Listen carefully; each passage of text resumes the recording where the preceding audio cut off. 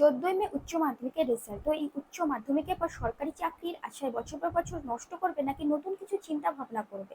আজকের এই ভিডিওটা উচ্চ মাধ্যমিকের ভাই বোনদের জন্য। একটা কথা মাথায় রাখবে যে ডিগ্রির ভরসায় বসে থাকা আজকের দিনে সবচেয়ে বড় বোকামি। তাই জীবনে যদি সফল হতে চাও তাহলে এই 3টে জিনিস মাথায় রেখে পথ চলা শুরু করো। 1 নাম্বার হলো ব্যাকআপ প্ল্যান। সরকারি চাকরির প্রস্তুতি অবশ্যই নাও, কিন্তু তার পাশাপাশি একটা প্ল্যান বি রেডি রাখো। যেমন ধরো, চাকরির প্রস্তুতির পাশাপাশি তুমি বিভিন্ন লাইফ ইন্স্যুরেন্স সেক্টর বা প্রাইভেট ব্যাংকিং এ কাজ করো। এছাড়া যে সাবজেক্টের উপর তোমার দখল আছে সেই সাবজেক্টের উপর টিউশনি পড়ানো শুরু করো। এতে তোমার পড়াশোনার চর্চাও বাড়বে এবং একটা রোজগারের পথ খুলে যাবে। 2 নাম্বার হলো স্কিল ও ক্রিয়েটিভিটি। সবার মধ্যে কিছু না কিছু হিডেন ক্রিয়েটিভিটি থাকে, তো সেই ক্রিয়েটিভিটি গুলোকে জাগ্রত করো।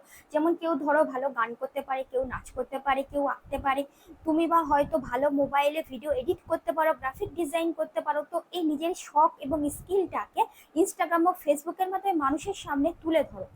হ্যাঁ, একদিনে অবশ্যই সফলতা আসবে না, কিন্তু যদি তুমি লেগে থাকতে পারো তাহলে একদিন না একদিন সফল অবশ্যই হবে। 3 নাম্বার হলো নতুন ভাষা।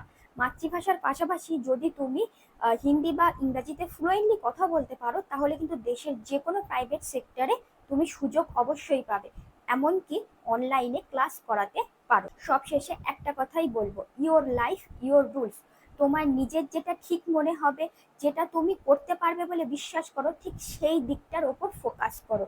অন্য কেউ জোর করে চাপিয়ে দিলে সেটা মেনে নেবে না। এই প্রসঙ্গে গার্জেনদের কাছে একান্ত অনুরোধ, আপনার সন্তানদের যেটা ঠিক মনে হবে, যেটা সে করতে পারবে সেটাই তাদেরকে করতে দিন। আপনারা শুধু তাদেরকে সামনের দিকে এগিয়ে নিয়ে যাওয়ার জন্য মোটিভেট করতে থাকুন। ভিডিওটি ভালো লাগলে অবশ্যই লাইক, কমেন্ট, শেয়ার করো। ধন্যবাদ।